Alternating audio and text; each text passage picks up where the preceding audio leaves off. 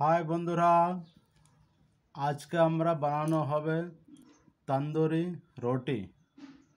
এটা আমরা গমের আটা নিয়েছি আধা কিলো, তার সাথে লবণ মিলানো হবে, মিলিয়ে দেওয়া হচ্ছে।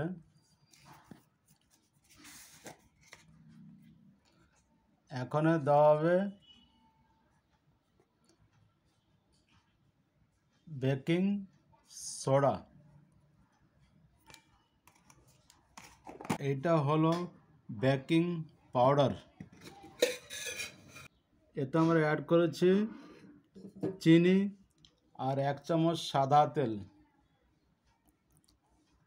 3 চামচ। দেখুন সাদা তেল দেওয়ার পরে চিনি দেওয়া হয়ে গেছে। এখন এতে 3 চামচ আমরা দই নিয়েছি। দই নেওয়ার পরে এখন এটাকে পুরো মাখানো হবে। আলাদা তুমি আমরা এখানে মাখিয়ে নিচ্ছি। দেখেন এতে কিছু জলও অ্যাড করা হবে।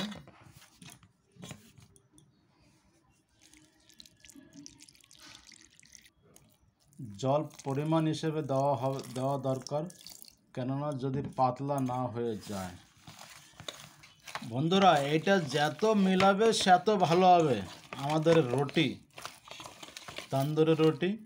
আর কেউ কেউ ওইটা আর একটা নাম আছে, সঠিক আমি জানছি না কি নামটা আছে। দেখুন বন্ধুরা লাস্টে একটু তেল দিয়ে ভালো করে কমসে কম আমরা 10 মিনিট এটা মাখানো হয়েছে।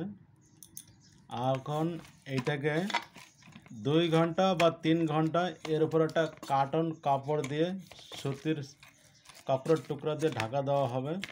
3 ঘন্টা পরে আবার এটা দিয়ে রুটি বানানো হবে। তখন আপনারা পার্ট 2তে দেখতে পাবেন।